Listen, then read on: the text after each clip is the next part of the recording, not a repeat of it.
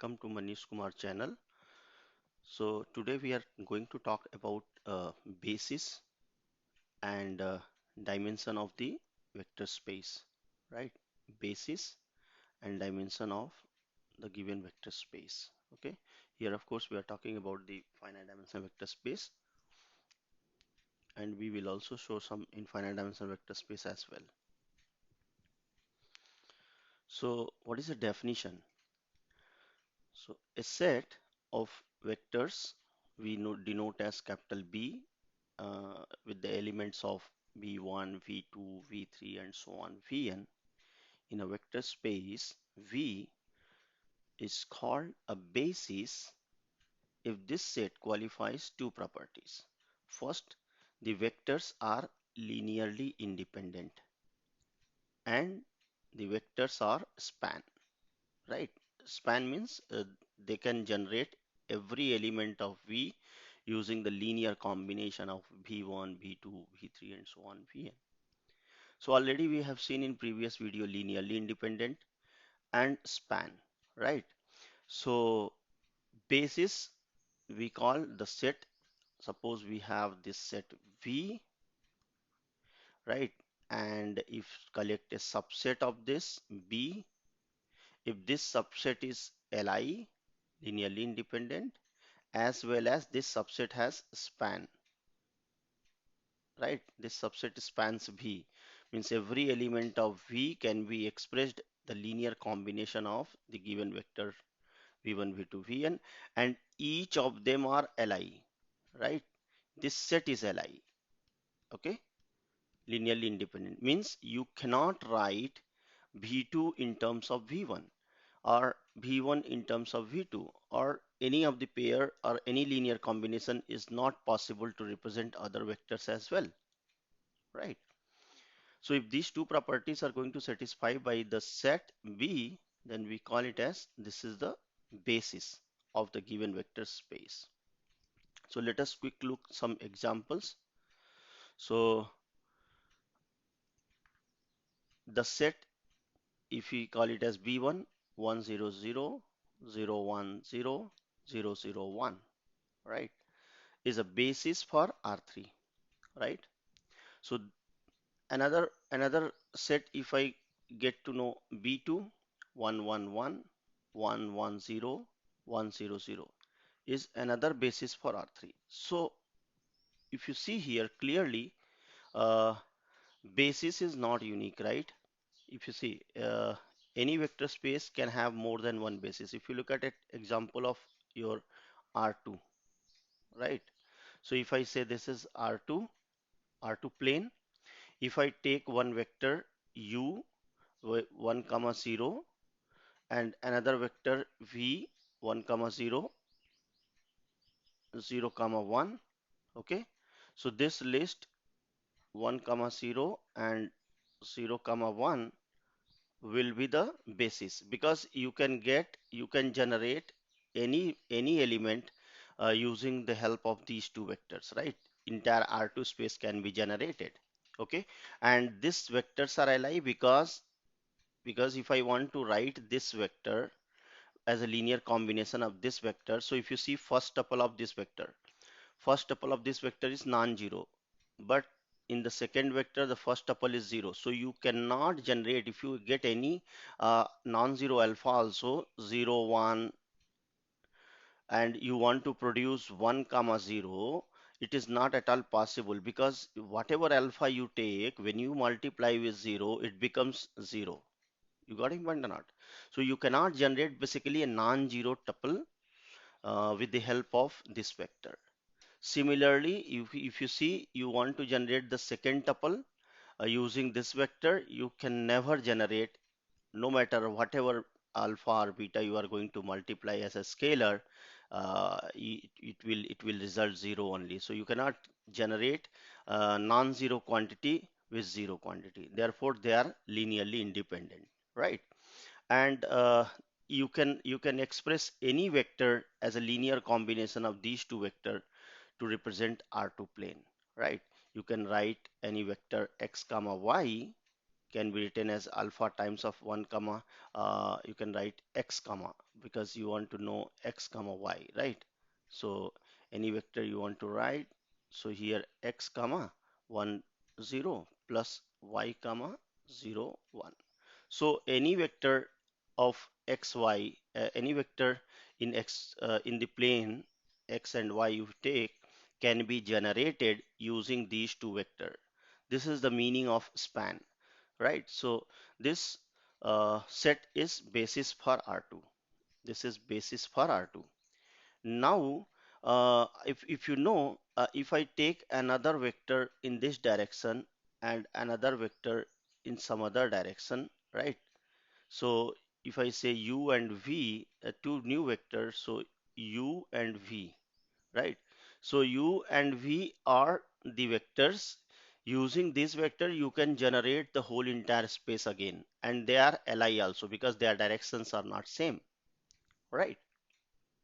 U cannot be written as multiple of v, and v cannot be written as multiple of u. So they are Li and they span, right? You got it? So since span is not unique, you see there are multiple span you can define, okay? And therefore the basis is not unique, right? So here, and any vector space can have more than one basis. This is the logic, right?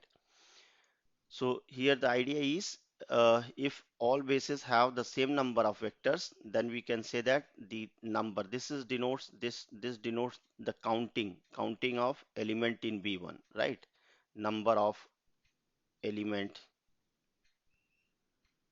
in B B1, right? So if you see, the another two vectors only, because two vector can generate the basis, right? If I say only one vector, look at it. Already we have discussed linearly independent and span. If you take any one vector, u, uh, u is here, and any another vector in the same direction, right? Let's say w1. So the set u and w1 you can see u is w is some multiple of u, because in the same line, if you get it, multiply u by some number so that it get stretched, right? So in the same line, so it will generate, so this set is generating only line, right? This set only generate line. This can never span entire R2, right? So whatever the extra information you want, because these two are Li, linearly dependent, LD, these two vectors. You can write u w1 in terms of some alpha u, right? Alpha belongs to R. Okay. So this is linearly dependent. Okay. And then you need more than one vector to generate R2. Okay. So this is not a dependent vector. This is not linearly independent vector set of vectors. Okay, so they cannot span entire R2. If they cannot span vector space, then they are not qualified for the basis. So basis means they should span the entire space and they are linearly independent. You got it? Okay. So if you see the uh, next example, standard basis of Rn will denoted by E1, E2, En, where E1 is nothing but, if you see E1, I want to know what is the E1. So 1 at first place and remaining are 0, and so on nth place. This 0 is at nth place. Okay. So similarly, E2 means 1 as the second place and all zeros. E3 means 1 as third place, all zeros. Just you look like this. E1, you can write at E1, E2, E3 for R3. So one at the third place, one as the second place, and one as the first place. So standard basis. We are basically generalizing for Rn. Okay. So what is a dimension? Dimension is a number basically, right? So if V has a basis with finite number, right? of elements, then dimension of V can be written as dim of capital V is equal to the number of elements in V. So for example, if you see, dimension of R3 is 3. Since the standard basis has 3 elements, right? Or any basis if you take, it consists of 3 elements only. Okay. And if you see dimension of Pn denotes the set of all polynomial, right, of degree at most n, right? So it consists of polynomial of degree 0, polynomial of degree 1, polynomial of degree 2, and so on, polynomial of degree n. So what is it, including the 0 polynomial, right? So what is the dimension of this? This dimension is n plus 1. If I say P2, P2 means polynomial, set of all polynomials of degree 2. So how does it looks like? It consists of 1, it consists of x, it consists of x square, right? Okay. So this is if you if you want to write as a standard basis 1 0 0 and 0 1 0 and third one is 0 0 1, like that you can write if you are starting with the constant term, because if you want to write polynomial, okay, of degree 3, so we can write this one polynomial as 1 plus 0 times of x plus 0 times of x square. X can be written as 0 plus 0 times plus 1 times of x square plus 1 times of x. So 0 plus 1 times of x plus 0 times of x square. So if you are going to write in the standard basis, so you get 3 element, right? So P3 means the dimension becomes how much? 2 plus 1, right? So therefore the dimension of Pn is n plus 1, right? Just one more. What about the dimension of m by n matrix? Because if you have, let's say, 2 by 2 matrix, okay, so A, B, C, D, if there is no relation has been given, right, in between A, B, C, D, A, B, C, D are elements of R, right? So A comes from R, B comes from R, C comes from R, D comes from R, right? So real matrices. So what am I going to do is, to represent every element, I need total 1, 2, 3, 4, 4 element. It means 2, right? And 2, 4, right? So 2 into 2, 4. If you have m and n elements, m by n matrix, so you require exactly m by n. If you have m n cross n matrix, then total element dimension of this vector space will be, dimension of this vector space will be what? Dimension of this vector space will be n square, right? Provided no condition is met. Okay. So when we call a vector space has infinite dimensional, so an infinite dimensional vector space over the real field R is a vector space that has an infinite basis, right? The number of element in the basis is infinite, right? It means that if V has no finite basis, then V is called as infinite dimensional. So let us see some examples. A space of polynomials, right? You can also write Px, right, as similar notation, but standard notation is Rx. So A naught, A1x, A2x, and so on, Anx, and all, right? AI belongs to I, and AI belongs to R, real number, right? And n belongs to n. This is important point here. N can go to any degree, right? You got it. So n is varying over the natural number. So set is infinite. This set is infinite, right? Infinite set,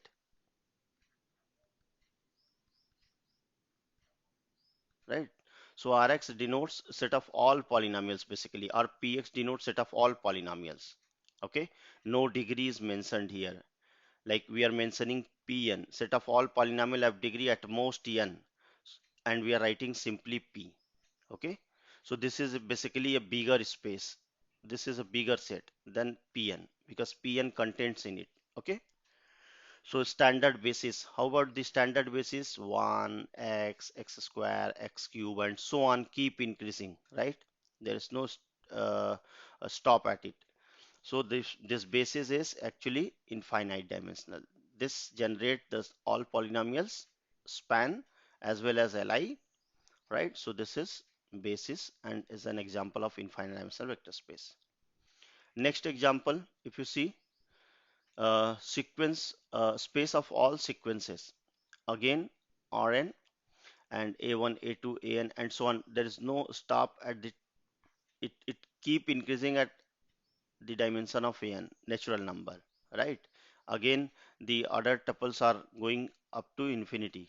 Okay, so this space consists of all real valued sequences since it contains an infinite linearly independent subsets, right? So it is an infinite dimensional. Another example, you need to verify whether these are the basis or not because you have to check linearly independent and span. That is already given in the previous video. You can watch and then solve it. Okay, verify all of them.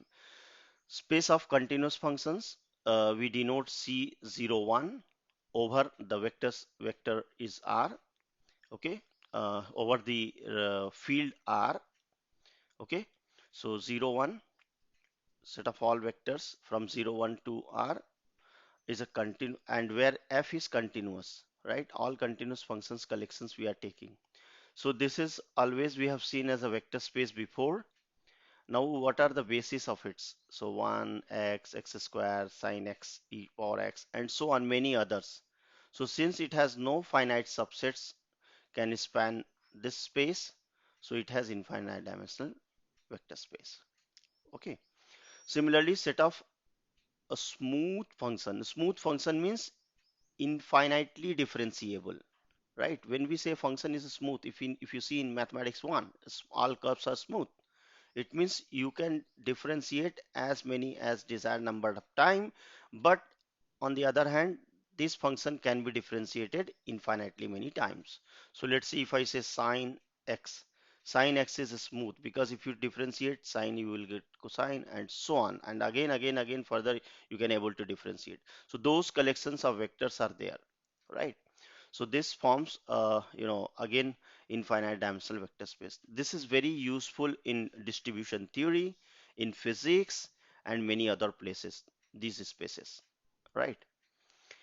And the another example is set of all square integrable functions. Square integrable functions means f from all r to r such that integral minus infinity to infinity absolute value of the function whole square and then you integrate it will be finite. This less than infinity means finite. You should get some value, right? So if you collect those functions, right, such that which satisfy this criteria, then you are going to construct a space and that space has infinite dimensional, right? And this space has a special name. Sometimes in physics people use this space very often called Hilbert space. Okay, so this is very useful example in physics actually. Okay, now if you see the important remark, all the vector spaces listed above use the usual addition and scalar multiplication unless stated otherwise. Like all are defined over the usual addition and usual scalar multiplication, not in unusual sense we are defining. Okay, so this is one more important point you can understand. Important results on dimension.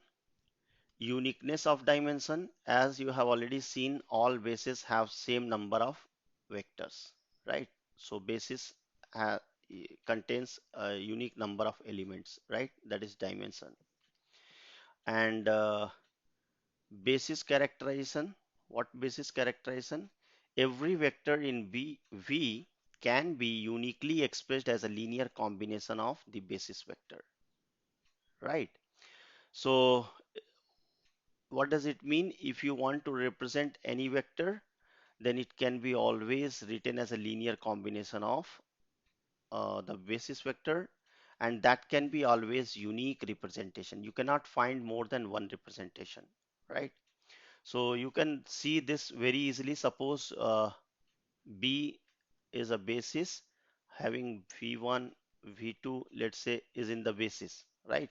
So I want to show some vector, let's say V is a vector space of any, let's say, R2 or something. So I want to say any vector U, I want to say U can be written as alpha times of V1 and beta times of V2, right? And assume the same U has some different representation, alpha V1 plus beta 1, beta 1, V2. You can say alpha 1, beta 1, alpha 2, beta 2, right? These are just scalar. Since this is a vector space, right? So if U belongs to the vector space, then minus U also belongs to the vector space, right? So if I add these together, I should get the identity element because of the vector space property. Okay. So if I add these two guys, right? So minus minus, right? So what you are going to get from this equation, zero vector is going to be alpha 1 minus alpha 2 V1 and plus beta 1 minus beta 2 V2, right? And since this basis is Li, linearly independent, right? So what does it mean linearly independent? This equation has a trivial solution. Trivial solution means these coefficient goes to 0, right? So what basically we say, alpha 1 is equal to alpha 2 and beta 1 is equal to beta 2, right? So it means that whatever we have represented, two representation, they are actually identical, right? Because finally we have proved these scalars are equal actually in both the representation. This means every vector in V can be uniquely expressed as a linear combination of the basis vectors. This is a very important result. You can prove for any dimension this result. Okay. Another is a replacement theorem. If S spans V and T is linearly independent, then the number of vectors in T is at most the number of vectors in S. What does it mean? The T is less than or equal to S, right? Because spanning set contains more vectors, right, to span the given vector space V. And linearly independent means all the vectors which are linearly independent itself, right? So T can has at most the number of vector S. So it can reach to S or it is smaller, right? If it is a basis, suppose T is a basis, linearly independent T. So there is a result, maximal linearly independent set and uh, minimal spanning set. Both are basis. I will show you the next picture how it can be expressed. Okay, later. So extension theorem. Any independent set can be extended to a basis, right? You can increase towards the basis while adding some more independent vector, and then you can reach to the basis. Similarly, from spanning set, you can uh, you can remove the dependent vectors and reach to the basis. So that is very interesting, and we have seen in the previous video how to find the enlarge the basis and all. Rank nullity theorem. What is the rank nullity theorem? For a given matrix A, the rank of A means number of non-zeros rows in reduced row echelon form, right? Nullity of A means AX goes to 0. Like we are solving the system of equation AX equal to 0. So all those X which goes to 0, right? So 0 vector basically here, right? So if I say rank plus nullity, then it will give you the dimension of the vector space. Okay, this is a very important theorem, rank nullity theorem. Now another example is, you see, dimension of subspaces. Let V be a finite dimensional vector space and W be a subspace of V. W is a subspace of V means W must be first subset of V, and W is itself vector space, right? That we have already seen in subspace lecture. Okay. Then W is also a finite dimensional vector space with dimension of W is less than or equal to dimension of V, because this set can reach to V, right? Vector space is a subset of same subset of this. Every set is subset itself also. So W can reach to V. Moreover, if W is equal to V, if and only if the set are equal. Okay, dimension equal when set equal. Dimension is smaller when set is smaller, right? So this is another important result. So few more important results are here. In a finite dimensional vector space V, if S is the spanning set, then the number of element in S is bigger than or equal to the dimension of V. Dimension of V means basis, right?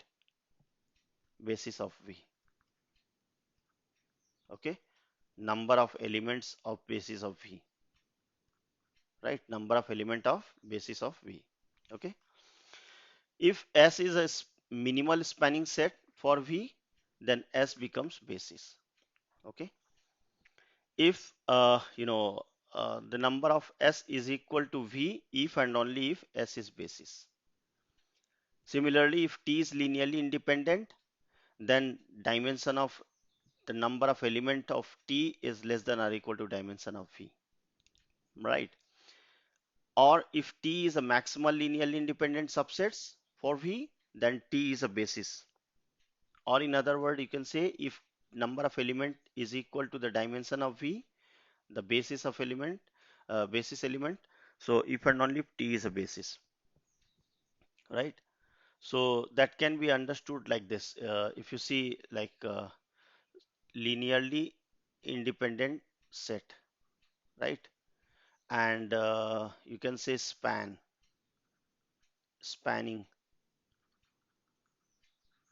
set, okay? And you can say that basis. So this is basically the relation. Let's say if I'm saying Rn, right? Rn is a vector space. The basis is dimension of the basis is the number of elements are n, right?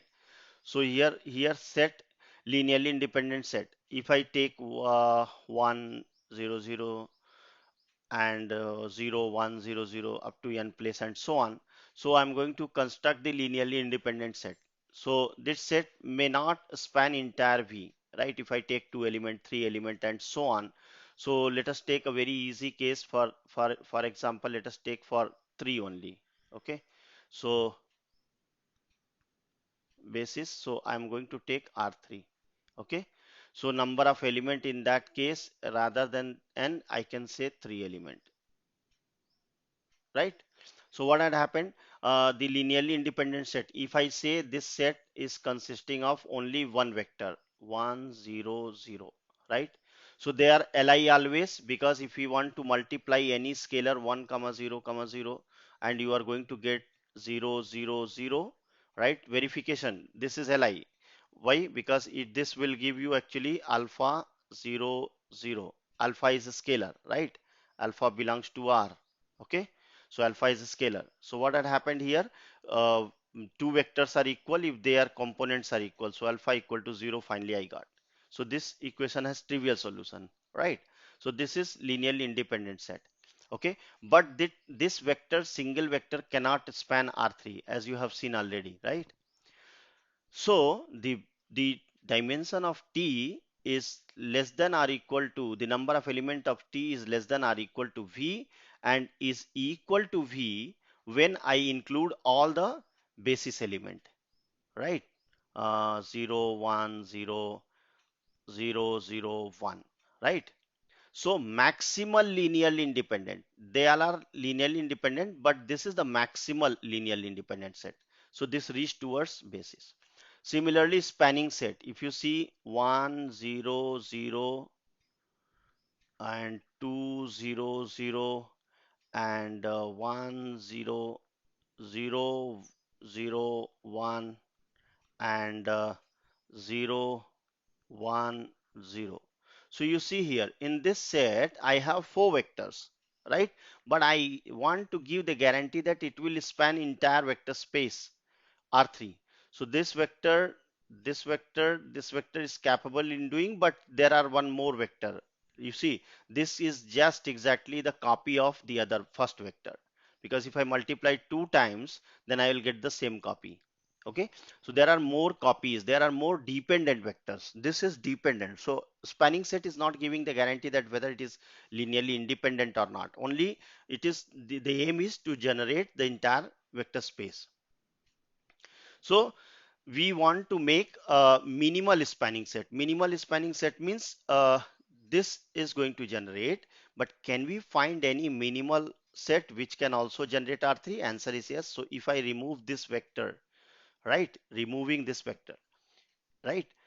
So if you remove this vector, you are still able to generate. Therefore, if you see the dimension of the number of element in S is greater than or equal to the number of element in vector space, right? Dimension of the vector space, right? So actually shrinking the span, when you shrink it, you will reach to the basis. Enlarging the linearly independent set is going to be the your basis, right? Now the question is the basis cannot be more than one and cannot be less than one. If I can say R3, this set is no longer Li, right? Though it is a span, basis required Li as well as a span. So if I say, let's say the dimension of R3, the number of element in the R3 basis is 4, one more. So what had happened if I take one more, then this set fails to be linearly independent. So this is not a basis at all. Suppose in case if I say the dimension is 2 less than 1, right? So 2 means these two vectors if I take only. So this cannot span whole R3. So this property is going to fail. Though they are Li, but this cannot span entire R3 because two vectors cannot generate R3. Okay. So as a result, what we can say, if this set is linearly independent, then spanning is going to be fail. So for basis, we want span as well as linearly independent. So in that case, what we will say, that the basis is going to be exactly the dimension of the vector space, that is only 3. Okay, so this is very very important. Okay, now another result is, let V be a finite dimensional vector space, and W1 W2 be two subspaces of vector space V. Then dimension of, what about the intersection dimension? Dimension of W1 intersection W2 is less than or equal to dimension of minimum of the two dimension. Similarly, dimension of W1 intersection W2 is less than or equal to maximum of 0, comma, dimension of W1 plus W2 minus V, right? And another result is, what about the dimension of W1 plus W2? These all are the intersection dimension. So W1 plus W2 is greater than or equal to maximum of dimension of W1 and W2, and less than or equal to minimum of W1 plus W2 and V. Right? This is very very important. These all are the result to check some problems. Okay. Now next result is dimension formula for two subspaces. Let V be a vector finite dimensional vector space and W1 and W2 be two subspaces of V. Then dimension of W1 plus W2 is equal to dimension of W1 plus dimension of W2 minus dimension of W1 intersection W2, right? So let us see example, two subspaces in R3. Let's say V is R3. So W1 spanning of these two sets 1 0 0 0 1 0. So this cannot span whole R3. W2 is also not going to span whole R3, right? So these all are the subspaces, okay? And clearly subspaces, you can prove it how it is subspaces and all while looking the previous subspace video, okay? So now, what are the dimension? Clearly you see dimension of W1 is 2 and dimension of W2 is again 2 because they are linearly independent, because this vector cannot be generated with the help of this vector because this tuple is 0. You cannot generate any non-zero quantity with 0 vector. Similarly, if you see this vector cannot be generated, cannot generate this tuple, okay? So they are linearly independent, okay? And they can span lower dimension plane actually, not R3. So they are subspaces. And what about the dimension of the intersection? W1 intersection W2, if you take, then common element will come, right? So in that case, this common element is this fellow, intersection, right? W1 intersection W2. So which is only single element, so they are Li and not spanning entire space. This is exactly spanning the line actually, okay? So, so now if you see the apply the formula, dimension of W1 plus W2, so 2 plus 2, okay, and dimension of W1 plus dimension of W2 minus dimension of W1 intersection W2, so 2 plus 2 minus 1, which is 3. And what is the dimension of W1 plus W2? R3. W1 plus W2 span all R3. So formula holds good, okay, for this space. Now let us see one more dimension formula for three subspaces. So by analogy, we might guess dimension of W1 plus W2 plus W3 is equal to dimension of W1 plus dimension of W2 plus dimension of W3 minus intersection of W1 W2 minus dimension of intersection of W2 W1 W3 and minus intersection of W2 W3 dimension and plus dimension of all the intersections, right? So is this always true? The question, big question here is this always true? Let us check with a counter example. So let us take R2, V as R2 plane, and W1 is, if you see R2, W1 is x-axis, W2 is y-axis. So this will generate only line, this will generate only this line, and equal to x, y equal to x. This is W1, this is W2, and this is W3, right? So all can generate only line, not entire plane. So they all are the subspace, right? And each has dimension 1, right? So W1 dimension, W2 dimension, W3 dimension. What about their sum? W1 plus W2 plus W3? Because some span only R2, right? Because they are going to span R2. It means that spanning set is dependent basically, because you can write in terms of other vectors, right? So what is a spanning set? Spanning set is the sum of the spans of W1 plus W2 W3 only are 2. So the dimension of these sum will be 2 only, right? Because they all are the subspace of R2. So they can generate any linear combination of these vectors can generate only R2. Okay. So now what is the formula? 1 plus 1 plus 1 minus intersection 0 0 0. All are the intersection is only 0. If you take intersection of this, you get 0. Intersection of these two get 0. Intersection of these two get 0. So 0 0 0. So finally you got 3. So dimension of W1 plus W2 plus W3 is 2, but using that formula we got 3. So which is incorrect.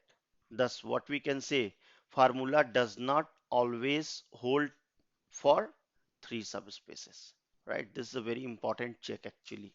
Okay, let us do few more problem. Suppose W1 and W2 are two subspaces of R7, such that dimension of W1 is 2, dimension of W2 is 5, dimension of W1 plus W2 is 7, right? Then prove that W1 plus W2 is equal to 7, means it spans whole R2. Then prove that W1 intersection W2 is equal to 0. Only intersection contains 0 vector. So use this given formula, dimension of W1 plus W2 equal to dimension of W1 plus W2 minus dimension of W1 intersection W2, which holds true for two subspaces. So what is the dimension of W1 plus W2 is 7, and dimension of W1 and W2 are 2 plus 5. If you put it here, 7 is equal to 2, 5 minus dimension of W1 intersection W2. So you are going to get 0. Dimension of W1 intersection W2 gives 0, which implies the intersection of these two spaces are only 0 vector, right? Which was supposed to be proved. Okay, you got it. So here dimension, you can add dimension, actually missing dimension of W1 plus W2. Okay. So now, if you see, suppose next problem, suppose W1 and W2 both are three-dimensional subspaces of R5. Both are having three-dimensional, right? Subspace of R5. Prove that the intersection is not consisting of zero vector. Okay. So intersection is not zero, right? So what happened is here, use the same formula. Okay. Then what is the dimension of W1 plus W2? Dimension of W1 plus W2 is less than or equal to 5, and dimension of W1, W2 are equal with three-dimensional. So you plug in the formula. 5 is greater than or equal to 6 minus dimension of W1 plus W2, right? And then which implies W1 intersection W2 is always greater than or equal to 1, which means the intersection is non-empty. Okay. Again, there are few more examples. So if you see this problem, find the basis and dimension for the given subspace W of R5. So W is a subspace. You see, we have restricted. This depends on this, and this depends on this. So two restriction we have made. So dimension is drastically going to reduce by 2. So we can clearly see and then tell answer. But anyway, this is a subspace. You can verify from the previous video. And expressing in terms of free variables, then we can write x1 equal to 3x3 and x2 as it is x3, and x4 can be 5x5 and x5. So x2, x3, x5 are free variable, and you can choose as standard basis. X2 is you can say 1 0 0 type of thing. So when you take x2, 1, remaining are 0, right? Because I want to say these vectors are linearly independent. So first is 1, remaining are 0, second is 1, remaining are 0, third is 1, remaining are 0. So when you plug, you can clearly see this is the basis, because if you say x2 is 1, x2 is 1 and remaining are 0, x3, x5 all are 0. So what you will get, if you plug 0, 0, 1, 0, 0, 0, so you will get first vector. Similarly, if you take say 1, remaining are 0, 0, so what you will get, x3, so 3, 0, 1, 0, 0. And when you say this 0 and remaining are this 1, remaining are 0, standard procedure. So this is 0, 0, 5, 1. So dimension of W is 3. Okay. Uh, Another problem, prove or disprove the existence of bases like B0, B1, B2, B3 and so on of a polynomial P3 such that none of the polynomial has degree 2, right? Whether you have to prove whether such bases exist or not. So let us see the solution. Define non-standard basis as follows. B0 is 1, B1 is x, B2 is x plus x cube, and B3 is x cube. So none of the polynomials of are having degree 2, exactly degree 2, right? You got it. So now if you see that none of the polynomials are exactly degree 2, but they forms the basis for P3. Okay, they forms the basis for P3 having four element 1, 2, 3, 4, right? So proving the existence. So this exists actually, right? This exists. So prove is we have proved it. Okay, so you have to check this is why this is basis, because they are Li and they are going to span entire P3. So this is why the which will give you the one example of a basis which does not contains any 2-degree polynomial, right? So such basis exist. This is also one of the interesting problem. Another checking polynomial dependencies. So determine if the set this vectors forms a basis for P2 or not. So what is the idea? Express each polynomial as a vector 1 plus x 1 1, coefficient 1 1, and x polynomial x cube is actually 1 a ax a naught plus a1x plus a2x square is going to be written like a0 a1 a2. Okay, so here 1 1 and x square coefficient is 0 1 1 0, and 1 minus 1 0, and 3x can be written 0 0 1. So now allocate these vector as a column of a new matrix, right? So once you assign, because linearly independency, dependency and independent, we are going to check. We are always going to allocate vector as a column, right? So if you see third vectors, third rows are completely zero. Okay. And what is the rank of this matrix? Rank of this matrix is 2, meaning that these two sets are linearly, uh, third row is all 0, right? And so the rank is 2. Okay, so meaning that this set is linearly dependent because third vector can be written as the linear combination of the previous two vectors. Okay, therefore this does not forms the basis for P2, right? Because we want three element to generate P3. P3 dimension of P3 will be what? P2. Dimension of P2 will be what? 2 plus 1, 3. So minimum three vectors are required, minimum three polynomials are required which are Li to span entire space. So these polynomials are dependent actually, LD. Okay, so they cannot form the basis for P2. Okay, another problem.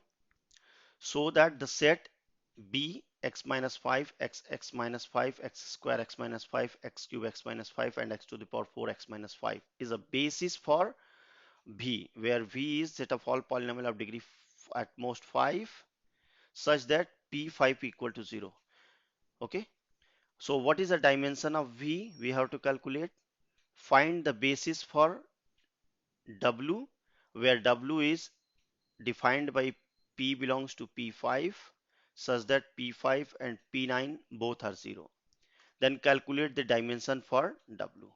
Okay, so basis and dimension we are going to calculate. So providing proving that B is a basis for V, each element in B formed by multiplying a monomial uh, polynomial of degree 1 x minus 5, ensuring that P5 equal to 0. Because what is a V condition? If I plug x equal to 5 in the given polynomial, then it is going to be 0, means x equal to 5 is a root in that polynomial. Okay, so it means that every polynomial contains a factor of x minus 5, because when we plug I will get the 0 vector. Okay, so this means they have restricted, you can very easily see the dimension from here only. We have restricted P5 with this restriction. So one restriction is means V is having 4 dimension. Here how many restriction? 2 restriction I have added, so W must be 3 dimension. Very clearly we can get, and very clearly we can construct the polynomial also. So every polynomial. So if you see, B is a basis for V. Why? Because if you see, This set, every polynomial contains x minus 5 which satisfy this criteria, right? So this will form a basis. And what is the dimension of this basis? So since there are 5 elements, so dimension of the basis is 5, right? Okay. Now let us move to part B, finding the dimension of V. Dimension of V means 5, number of element in the basis. Similarly, when we restrict our W, so this two equation means the W should have root 5 and 9 together. So I can construct the basis while multiplying B, multiplying element of each element of B by x minus 9. So x minus 5, x minus 9, and this with x minus 9, all of them I'm going to multiply. Okay. So this set are linearly independent and span W, forming a basis, right? And then dimension, what is the dimension? Dimension is going to be reduced by 1, so dimension is 4. Thank you very much. Thanks a lot.